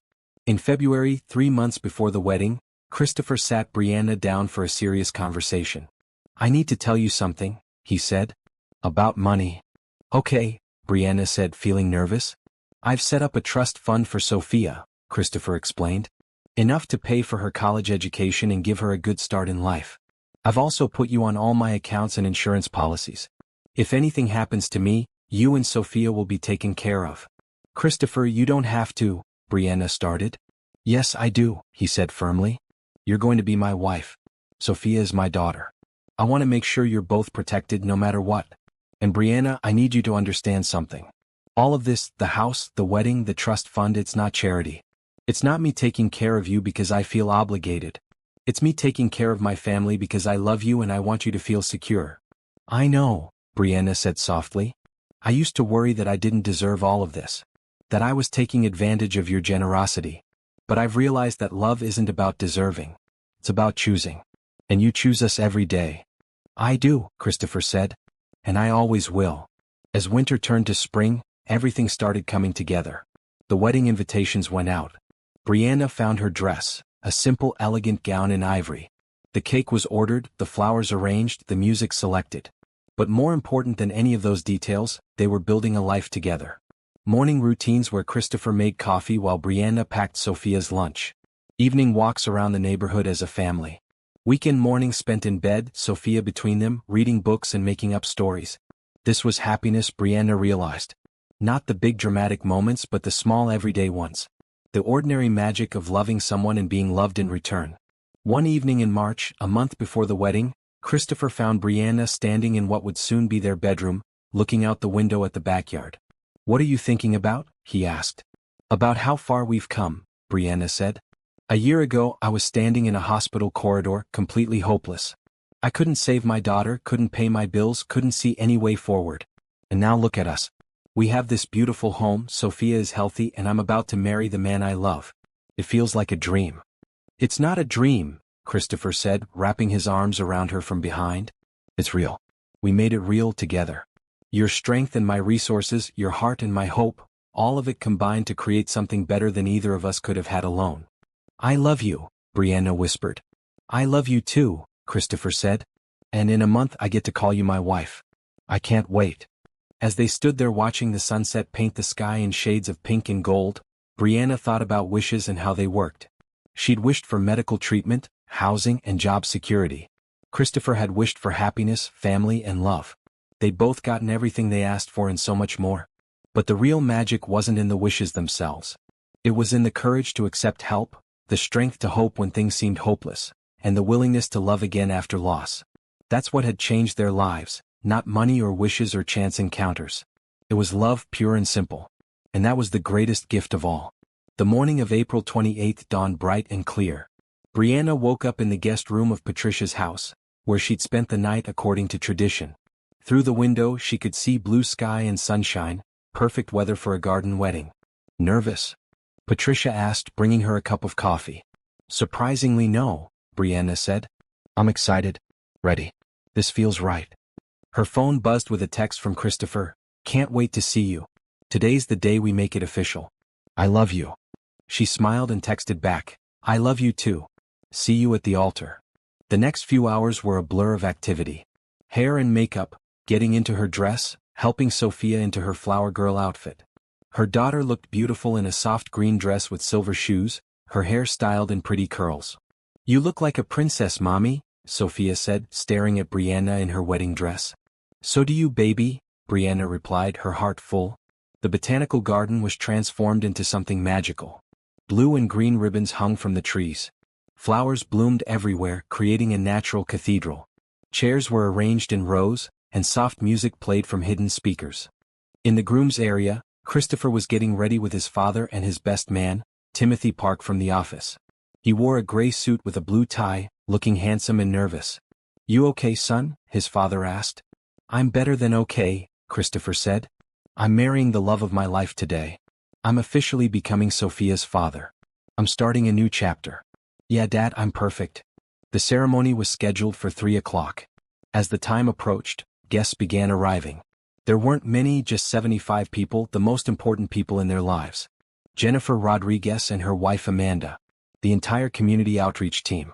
Patricia and her husband. Christopher's father. Elizabeth, Rachel's sister, who had tears in her eyes as she took her seat. At 5 minutes to 3 the music changed. Sophia started down the aisle, carefully dropping rose petals with intense concentration. She reached Christopher and whispered loudly enough for the first few rows to hear, "I'm doing good, right, Dad?" "You're perfect, sweetheart," Christopher whispered back, and the guests chuckled. Then the bridal march began and Brianna appeared at the end of the aisle. She'd chosen to walk alone, symbolizing that she was choosing this marriage independently, not being given away like property. But halfway down the aisle, Christopher broke tradition by walking to meet her. They finished the walk together, hand in hand, equal partners. The officiant, a warm woman named Reverend Martinez, smiled at them. "We're gathered here today to celebrate the marriage of Brianna Thompson and Christopher Reed. This is a love story that began in the most unlikely place, a hospital corridor, and has grown into something beautiful and strong. Brianna and Christopher have asked to share their own vows." Christopher went first, pulling out a folded piece of paper. "Brianna, when I met you, I was lost. I'd been going through the motions of life without really living. You changed that. You showed me that healing is possible, that love can bloom again after loss, that hope exists even in the darkest moments. You taught me how to laugh again, how to dream again, how to believe in tomorrow. You gave me the gift of Sophia, a daughter I never thought I'd have. You gave me the gift of yourself, your trust, your heart, your future. I promise to honor that gift every day. I promise to be your partner in everything, to support your dreams, to stand beside you through whatever comes. I promise to be a good father to Sophia and any children we might have in the future. I promise to choose you every single day for the rest of my life. You saved me, Brianna, and now I get to spend forever trying to give you even a fraction of what you've given me." There wasn't a dry eye in the garden. Brianna blinked back tears as she pulled out her own notes. "Christopher, you came into my life when I had nothing left. When I was at my absolute lowest, when I'd run out of options and hope, you saw me. Not my desperation, not my poverty, just me. The person I was underneath all the struggle. You offered help without conditions, kindness without expectations, love without demands. You never made me feel less than. You never used your power or wealth to control or manipulate. You just showed up, consistently and lovingly, until I couldn't imagine my life without you in it. You gave Sophia a father, something I never thought she'd have. You gave me a partner, someone who sees me as an equal even when the world doesn't. You gave us a home, security, and hope.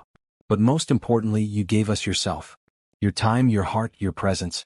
That's the greatest gift of all. I promise to love you through good times and bad, through joy and grief, through every season of life. I promise to be your safe place, the person you can always come home to. I promise to keep teaching you about happiness while you keep showing me what unconditional love looks like. Christopher Reed, you are my miracle, my answered prayer, my happily ever after." Christopher was crying openly now, not bothering to hide his tears. Reverend Martinez continued with the ceremony, and they exchanged rings. Simple gold bands, symbols of their commitment.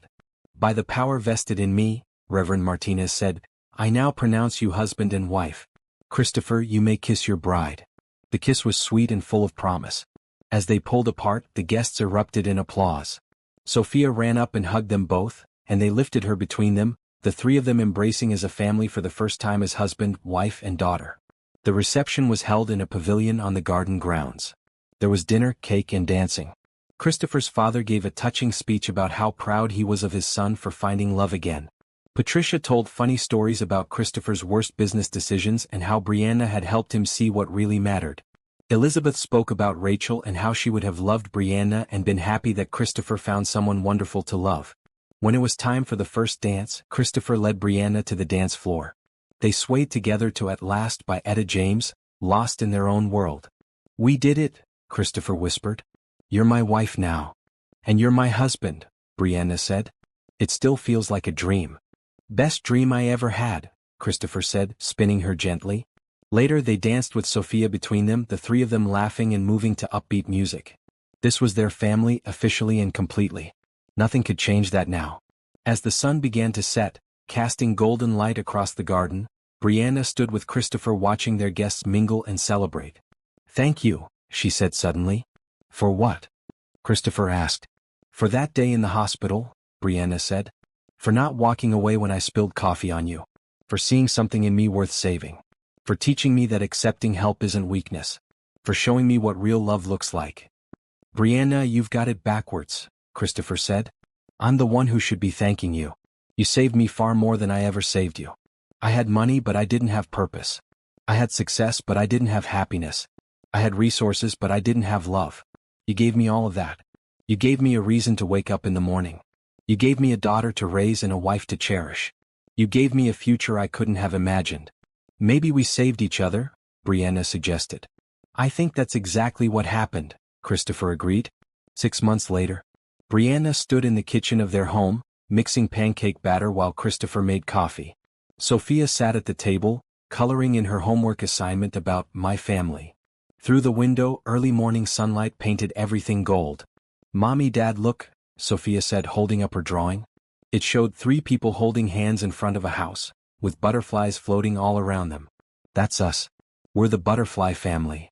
"The butterfly family?" Christopher asked, coming over to look. "Because we all changed," Sophia explained. "Mommy was sad and scared and now she's happy. You were lonely and now you're not. And I was sick and now I'm healthy. We all went into cocoons and came out different. Better. That's what butterflies do." Brianna felt tears prick her eyes. "That's beautiful, sweetheart. And you're absolutely right. We are the butterfly family." Later that morning, Brianna got a call from the community outreach program. A young single father had reached out, desperate for help. His son needed expensive medical treatment, and he'd exhausted all his resources. Could the program help? "Give me his number," Brianna said. "I'll call him personally." That afternoon she met with James Patterson, a Hispanic man in his late 20s with worry lines etched deep around his eyes. He told her his story and Brianna heard echoes of her own desperation from a year ago. "We're going to help you," she said firmly. "The program will cover your son's medical expenses. We'll help you find stable housing and a better job. You're not alone anymore, James. We're here for you." James broke down crying, overwhelmed with relief. "Why?" he asked. "Why would you help me? You don't even know me." "Because someone helped me once," Brianna said. "And now it's my turn to pay that forward. That's how this works. We receive grace and then we give it to others. That's how we heal the world, one family at a time." As James left the office, hope replacing despair on his face, Brianna thought about the chain of kindness that had started with Christopher's decision to help her. That kindness had rippled outward, touching hundreds of lives through the program. And now it was touching James and his son, who would hopefully go on to help others someday. That evening, as Brianna drove home, she thought about wishes and how they worked. She'd asked for medical treatment, housing, and job security. She'd received all of that and so much more. Christopher had asked for happiness, family, and love. He'd received those gifts beyond his wildest dreams. But the real magic wasn't in the wishes themselves. It was in the courage to ask for help, the wisdom to offer it, and the grace to receive it with gratitude. It was in the choice to hope when hope seemed foolish, to love when love seemed risky, to trust when trust seemed dangerous. She pulled into the driveway and saw Christopher through the kitchen window, helping Sophia with dinner preparation. Her husband, her partner, her love. The man who'd granted her 3 wishes and in doing so, had given her an entire life. She walked inside to the sound of laughter and the smell of cooking food. Sophia ran to hug her. Christopher kissed her hello. This was home. This was family. This was happiness. "Good day?" Christopher asked. "Very good," Brianna said. "We helped another family today. A single dad with a sick son. He reminded me of us, of where we started." "And where are we now?" Christopher asked with a smile. Brianna looked around at their home, at their daughter, at the life they'd built together. "We're exactly where we're supposed to be," she said. "Living our happily ever after." That night, after Sophia was asleep, Brianna and Christopher sat on their back porch under the stars. "Do you ever think about that day in the hospital?" Brianna asked. "About what would have happened if you just walked away?" "Every day," Christopher said. And I thank God I didn't. Spilling coffee on me was the best thing that ever happened to both of us. It really was, Brianna agreed, snuggling closer to him. They sat in comfortable silence, watching the stars and thinking about wishes. 3 wishes each, that's what they'd agreed to.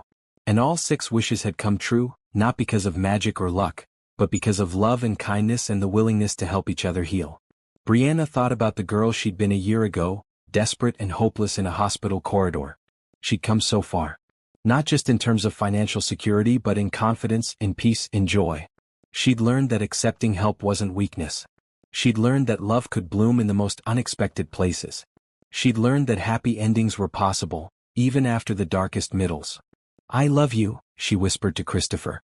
"I love you too," he whispered back. "Thank you for granting my wishes. For teaching me how to be happy again. For letting me be Sophia's father. For loving me back." "Thank you for granting mine," Brianna said. "For saving Sophia. For giving us stability. For protecting the program so we can help others. For all of it. We make a good team," Christopher said. "The best team," Brianna agreed. As they went inside to bed, hand in hand, Brianna thought about wishes one last time. The real wish, the one that mattered most, hadn't been medical treatment or housing or even love. The real wish had been for hope.